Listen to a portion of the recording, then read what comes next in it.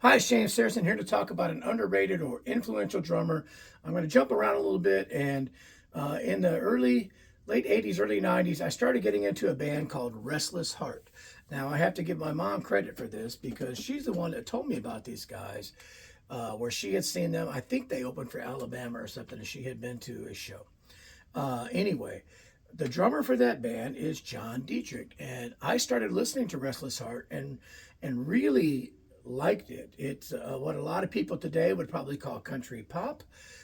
They had some very big ballads and everything, but they had that sound that, to me, if you were to go back, it was almost like early Eagles. It was a little bit of pop. It was a little bit of country, a little bit of rock, but they were all stellar musicians. And John Dietrich um, had a great sound with these guys. They were produced in a mix that sounded very rock to me, and I gravitated to it and really liked it. And I had read an article in Modern Drummer magazine about John, and his background was he was out of New York and he had studied with Ed Shaughnessy. Then he went to North Texas, and there's a whole story there about auditioning for the band. I think he got beat out for the 1 o'clock band by Steve Houghton, if I'm not mistaken.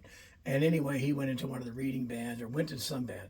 But anyway, he talks about his process of being this jazz Buddy Rich type drummer into getting into playing in cover bands and what types of bands and learning how to play because I think, if I'm not mistaken, I believe in the article, I think he talked about being yelled at or fired or something because he couldn't play a Rolling Stones tune because he was overplaying it.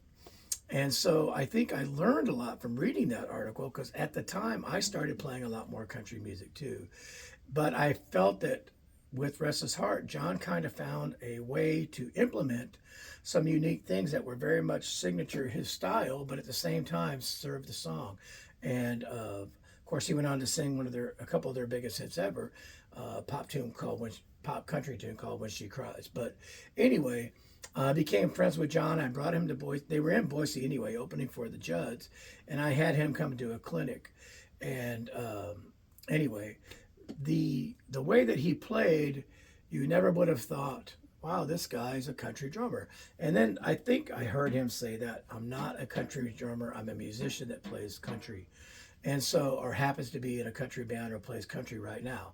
And he found a way to create a good project and make a good living and all that kind of stuff. But he was super influential in me gravitating to that style of music and to some of his style of drumming. And of course, we got to hang out a few times. I went to his house. We watched buddy tapes. We had a lot of common heroes, if you want to call it that. But for me to dismiss him and say he wasn't influential would be wrong because I really started to copy a lot of what I heard him doing, not only on the studio recordings, but some things that I saw him do live and everything, where he kind of did a little thing where he would move over to the hi-hat and do some tricks and everything and subtly put some cool things in there. And I think he did a train beat with a reverse paradiddle and another type of a semi-train beat where he was playing flam taps and stuff. So I think that he was really stretching the boundaries but staying within a musical quality that fit the music. And I stole some of that stuff from him. And anyway, even some of his drum sounds and stuff like that. So I became a huge fan of his. And there's a tune called, I think it's called "The Ride of Your Life," and I think it's on "Big Dreams in a Small Town," if I'm thinking correctly. You got to listen to that. That Buddy Rich hi-hat lick sounds like the exact thing from Giant Steps. So anyway, he's obviously influenced and put a lot of cool things in. So anyway, all I was just going to say is that he's overlooked, in my opinion. He's now retired, but a great guy, great drummer, great singer, great musician, and could probably play any style they wanted to. But it's a great story if you follow him about learning to play and getting over the what I call, and this is not offensive to anybody, I hope, that sometimes jazz players don't, they look at other things as being too simple instead of thinking about what do you need to do that makes it fit musically. And John learned to do that, and I think that's a great thing. So, influential drummer to me, underrated in my opinion and overlooked. John Dittrich, formerly from the band Restless Heart.